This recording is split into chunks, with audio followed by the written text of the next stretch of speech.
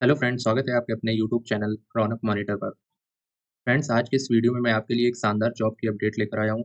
ये जॉब की update Maruti Suzuki India limited की तरफ से है, जो कि आप भी जानते होंगे इंडिया की सबसे बड़ी कार मैन्युफैक्चरिंग कंपनी है।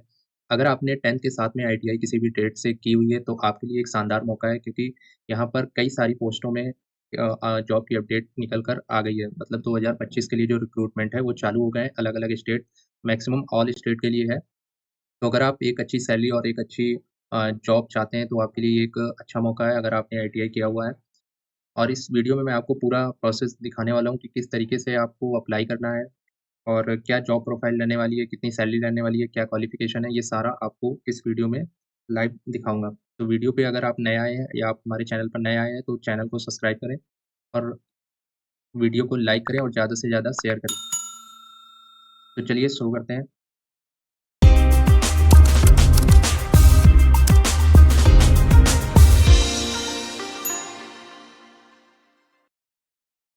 मारुति सुजुकी में अप्लाई करने के लिए सबसे पहले आपको मारुति सुजुकी की कैरियर की जो वेबसाइट है, उस पर आ जाना है, जिसका लिंक मैं वीडियो के डिस्क्रिप्शन में और कमेंट में भी पिन कर दूँगा, तो वहाँ से आप डायरेक्ट आ सकते हैं।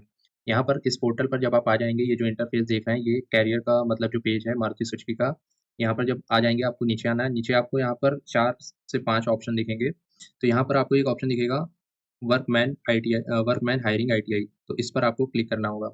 जैसे ही आप क्लिक करेंगे, आपके सामने इस भर्ती से रिलेटेड जो भी सूचना है, वो हिंदी और इंग्लिश में सामने आ जाएगी, तो इसको आप पढ़ भी सकते हैं। और यहाँ पर नीचे आप देखेंगे 1.5 मिनट का लगभग टाइम चलेगा, उसके बाद आपको प्रोसीड का जो बटन है, वो अनहाइड हो जाएगा। इस पे आप क्लिक करके आगे बढ़ जाएँगे।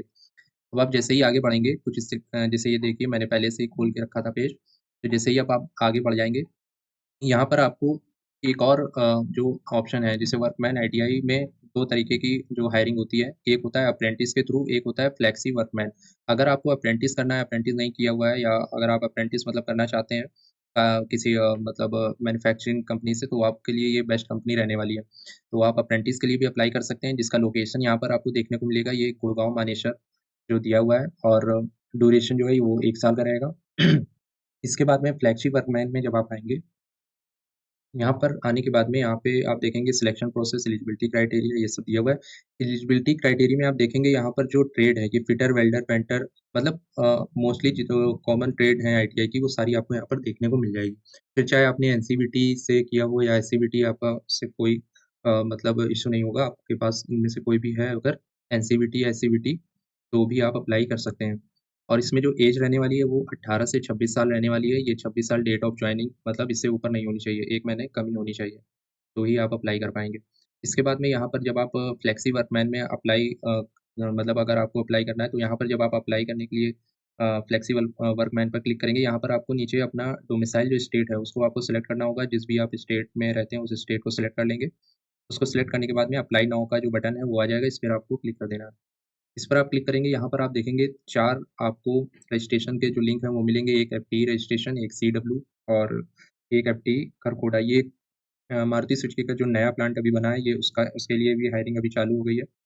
और जो जिसे अगर आप अप्लाई कर लेंगे, तो रजिस्टर्ड कैंडिडेट यहाँ से अपना स्टेटस भी चेक कर पाएँगे। वो भी मैं आपको लास्ट में बताऊँगा किस तरह से आपको स्टेटस अपना चेक करना है। तो अब जैसे आपको, अगर कई लोगों को नहीं पता होगा ये एफटी क्या होता है या सीडब्ल्यू क्या है ये, तो मैं बताना चाहूँगा। जैसे एफटी जो है, वो फिक्स्ड टर्म एम्प्लॉयमेंट, मतलब ये इसमें आपको कंपनी कुछ साल के लिए हायरिंग करती है, मतलब वो 1 साल, 2 साल, 3 साल भी हो सकता है। और कॉन्ट्रेक्चुअल वर्कमैन जो होता है, वो 1 साल के लिए हायरिंग करती है कंपनी। फर्दर इसके बाद में भी जब वैकेंसी मतलब नेक्स्ट ईयर आती है, तो भी आप अप्लाई कर सकते हो। तो उसके लिए भी मैं आपको बताऊँगा। एफटी में, अब जैसे मैं एफटी के लिए बना रहा हूँ, तो एफटी में जैसे आप अप्लाई करोगे, तो इस पे आपको क्या करना है, सिंपली रजिस्टर पर क्लिक करना होगा। अब यहाँ पर आपको एफडी का जो मतलब पूरा डिटेल है, वो आपको सबसे पहले यहाँ पर दिख जाएगा, एलिजिबिलिटी क्राइटेरिया, इसको आप पढ़ सकते हैं। जिसमें टर्नओवर जो लिखा हुआ है, मतलब जो ड्यूरेशन है, पहले आपको 1 साल के लिए हायर करेगी कंपनी। देन उसके बाद एक्सटेंडेबल होगा अप टू 2 ईयर्स के लिए।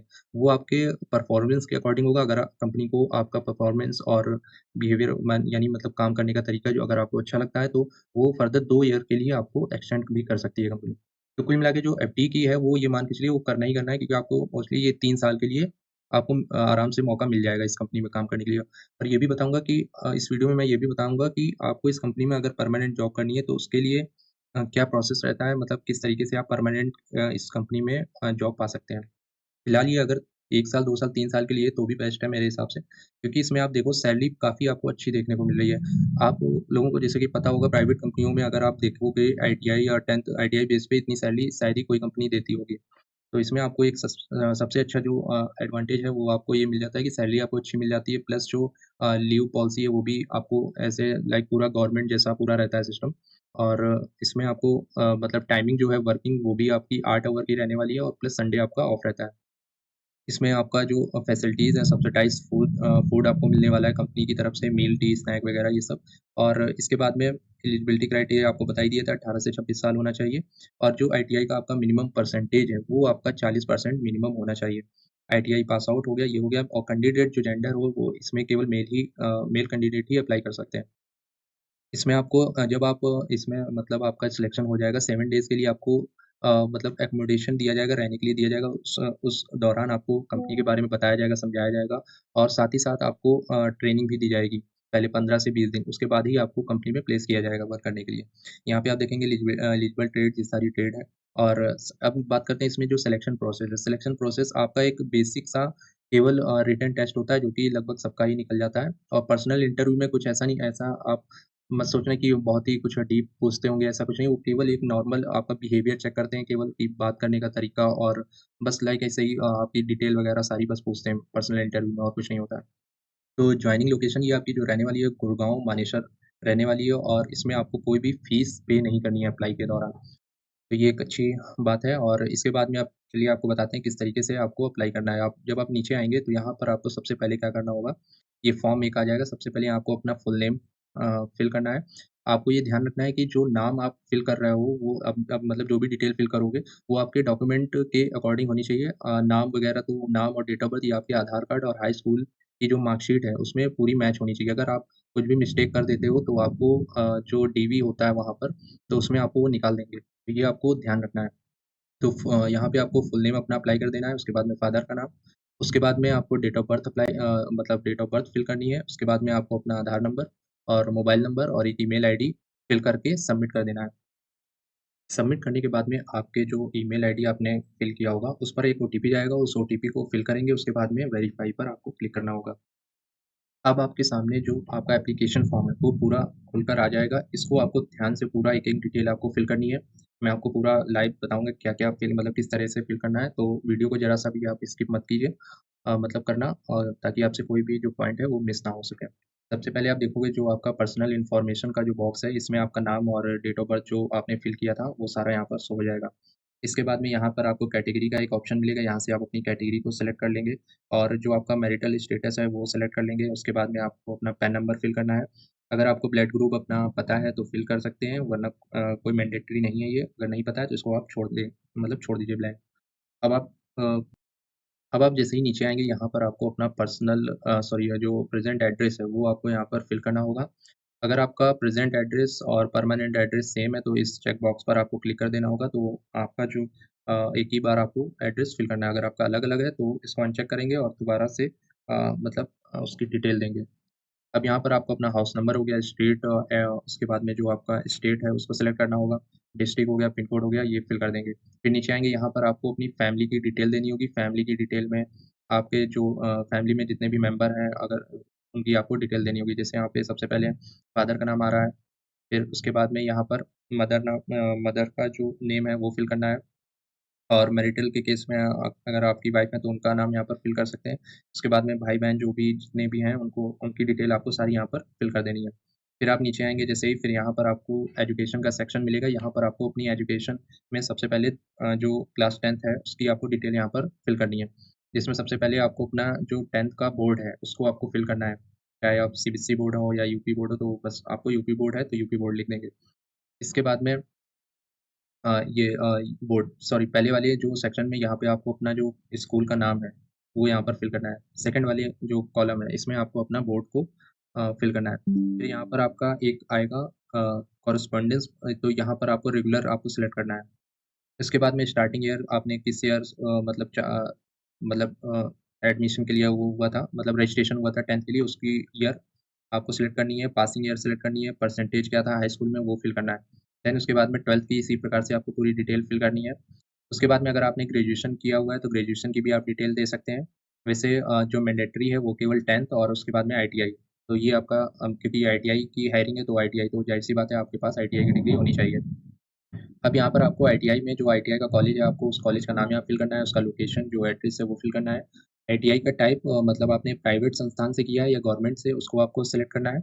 आईटीआई काउंसिल जो काउंसिल है कौन-सी है एनसीवीटी है या एससीवीटी है, उसको सेलेक्ट करना है। ट्रेड यहाँ से जिस भी ट्रेड में आपने आईटीआई किया हुआ है उसको सेलेक्ट कर लेंगे। आईटीआई का जो पासिंग ईयर है उसको सेलेक्ट करेंगे। उसके बाद में आईटीआई में कितना आपका परसेंटेज आया है, वो आपको यहाँ फिल करना है। इसके बाद में अगर अप्रेंटिस अगर आप अप्रेंटिस करना चाहते हैं मतलब अगर आप अप्रेंटिस भी आपने कर रखी है तो अप्रेंटिस का डिटेल यहाँ पर देंगे या नहीं कर रखी है तो नो पर सिलेक्ट रहने देंगे। उसके बाद में आपके पास कोई अगर वर्क का एक्सपीरियंस है तो उसकी डिटेल यहाँ पर देंगे वरना इसको नो पर रहने देंगे। अब यहाँ पर अदर इन्फॉर्मेशन में कंप्यूटर नॉलेज में आपसे कुछ यहाँ पर चेक बॉक्स दिए हुए हैं, अगर आपको इनमें से बेसिक कुछ नॉलेज है कंप्यूटर का तो उसको आपको बस सिंपली क्या करना है, टिक कर देना है। जैसे एमएस वर्ड हो गया, एमएस एक्सेल हो गया, इंटरनेट हो गया, बेसिक अगर कुछ भी नहीं आता है कंप्यूटर में बेसिक तो आपको निल पे सेलेक्ट करना है। अब यहाँ पर आपको ये जो कुछ क्वेश्चंस हैं यहाँ पर इसको आपको ध्यान से पढ़कर सेलेक्ट करना है। जैसे कि पहला क्वेश्चन यहाँ पे जो है, क्या आप शारीरिक रूप से विकलांग हैं? तो इसको येस या और नो में आपको जवाब देना होगा। उसके बाद में क्या आप 4 पहिए वाली गाड़ी से गाड़ी चलाना जानते हैं? येस या नो अगर अपने केस में आपको यहाँ सेलेक्ट करना होगा। उसके बाद में क्या आप मिर्गी के रोगी या किसी भी मतलब से संबंधित कोई दवाई ले रहे हैं तो आपको येस या नो करना है। मेरे हिसाब से इसको आपको नो ही रखना है। क्योंकि अगर ऐसा येस करोगे तो आपका जो फॉर्म है वो रिजेक्ट हो जाएगा। इसके बाद में किसी भी पिछली बड़ी सर्जरी या कोई भी आपका यहाँ जैसे बीमारी का विवरण जिसमें अस्पताल में भर्ती या लंबे उपचार की आवश्यकता होती है। अगर ऐसी कोई बीमारी है आपको तो उसकी डिटेल आपको देनी है। फिर आपको कभी चिकित्सक रूप से अनफिट घोषित किया गया है तो उसको आपकी जानकारी देनी है। उसके बाद में क्या आपने पहले एमएसआईएल में आवेदन किया है?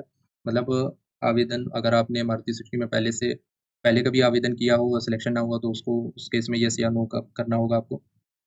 उसके बाद में क्या आपने पहले मारुति सुजुकी के साथ काम किया? यदि हाँ, तो कृपया विवरण दें। अगर आपने काम किया है तो येस करके उसका विवरण आपको देना है। उसके बाद में लास्ट है आपका अपने निजी संबंधियों से कोई वर्तमान मारुति सुजुकी अगर आपका कोई परिचय का बंदा या कोई आपके मतलब रिलेटिव अगर कोई वर्क करते हैं तो उसकी आपको डिटेल यहाँ पर देनी होगी। तो उससे मेरे हिसाब से ऐसा होगा कि आपको एक एडवांटेज हो जाएगा, सिलेक्शन के चांसेस ज़्यादा हो जाएँगे। अब यहाँ पर आपको सबसे जो डॉक्यूमेंट्स हैं, वो आपको सारे यहाँ पे अपलोड करने होंगे। सबसे पहले आपको अपना पासपोर्ट साइज़ फ़ोटो वो अपलोड करना होगा। 10th का जो सर्टिफ़िकेट है, मार्कशीट है, उसको आपको अपलोड करना है। 12th का मार्कशीट अपलोड करना है। आईटीआई का जो सर्टिफ़िकेट है, वो अपलोड करना है। आधार कार्ड फ्रंट का, जैसा यहाँ देखिए लिखा हुआ है फ्रंट, तो आपको ये इस कॉलम में फ्रंट वाला आपको मतलब अपलोड करना है। फिर आधार कार्ड का बैक का जो हिस्सा होता है, उसको आपको अपलोड करना है। फिर उसके बाद में पैन कार्ड का फ्रंट। इतना ये सब अपलोड करने के बाद में अब आपको कंसेंट देनी है, यहाँ पर कंसेंट देने के लिए यहाँ पर आपको टिक कर देना है, उसके बाद में सबमिट डिटेल्स पर आपको क्लिक कर देना है। जैसे ही आप सबमिट कर दोगे, आपके सामने एक जो रेफरेंस नंबर है वो जनरेट होकर आ जाएगा, उसको आपको नोट करके रख लेना है या अपने फ़ोन से फ़ोटो खींचकर उसको सँभाल के आपको रख लेना है। वैसे आपके मोबाइल नंबर पर भी मैसेज भेज दिया जाएगा उस रेफरेंस नंबर का, तो उस रेफरेंस नंबर के ज़रिए आप अपना जो एप्लीकेशन है वो ट्रैक कर पाओगे, वो भी मैं आपको बताऊँगा किस तरीके से आपको ट्रैक करना है। तो ट्रैक करने के लिए आपको सिंपली क्या करना होगा, वापस आपको जैसे ही आपको बैक जाना है, बैक में आपको दिखेगा ऑलरेडी रजिस्टर्ड कैंडिडेट, इस पर आपको नीचे चेक स्टेटस स्टेटस पर आपको क्लिक करना होगा। अब जो रजिस्ट्रेशन नंबर जो रेफरेंस नंबर है, वो आपको यहाँ पर फिल करना है। फिल करने के बाद में जो आपका आधार नंबर है, वो फिल करना है, उसके बाद में चेक स्टेटस पर आपको क्लिक कर देना है। जैसे ही आप स्टेटस ट्रैक पे आप जैसे ही मतलब चेक करने के लिए क्लिक करेंगे, आपके सामने कुछ इस तरीके से स्टेटस शो होगा, जिसमें आपको रजिस्ट्रेशन शॉर्ट लिस्टेड और जब आपका इसमें एडमिट कार्ड आपका जनरेट हो जाएगा, तो इस पे आपका टिक हो जाएगा, आपके मोबाइल पे भी मैसेज आएगा, फिर आपका एक एग्ज़ाम होगा, सिंपल एग्ज़ाम होता है, फिर उसके बाद में इंटरव्यू होगा, फिर ऑनबोर्डिंग आपका मतलब जॉइनिंग हो जाएगा। तो फ्रेंड्स ये था कंप्लीट प्रोसेस अप्लाई करने का, इसमें आपने देखा किस तरीके से आपको अप्लाई करना है। और मैंने आपको बताया था कि लास्ट में आपको बताऊँगा इस कंपनी में अगर आपको परमानेंट करना है जॉब तो उसका क्या प्रोसेस रहता है। तो इसमें कंपनी को अपनी रिक्वायरमेंट के अकॉर्डिंग जैसे जो बंदे यहाँ पर मतलब जो वो हायर करती हैं मतलब एफटी या सीडब्ल्यू के थ्रू, उनमें जैसे कंपनी को अगर परमानेंट मतलब कैंडिडेट को हायर करना है तो उनमें से क्या करती है कंपनी एक एग्ज़ाम कंडक्ट कराती है। उस एग्ज़ाम में जो भी कैंडिडेट क्वालीफ़ाई करते हैं, फिर उसमें उनका पूरा मतलब रिव्यू भी होता है कि जो पूरे साल में कि किसने अच्छा काम किया है और बिहेवियर कैसा था मतलब पूरा ये सब, तो वो उसका भी काफ़ी फ़र्क पड़ता है। तो इसमें अगर आप परमानेंट हो जाते हो तो लगभग आपकी सैलरी मान के चलिए 50 से 55,000 के आस-पास आपको मिलने लगेगी। वैसे आपको जो इसमें TW और FTE में भी मिल रही है, ये भी काफ़ी अच्छी सैलरी है।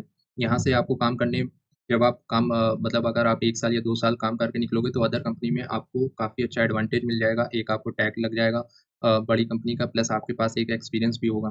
तो इसका भी आपको काफ़ी फ़ायदा मिलेगा।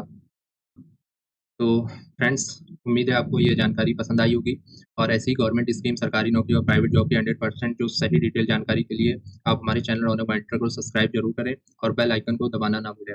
मिलते हैं अगली वीडियो में, तब तक के लिए जय हिंद, जय भारत। Thank you.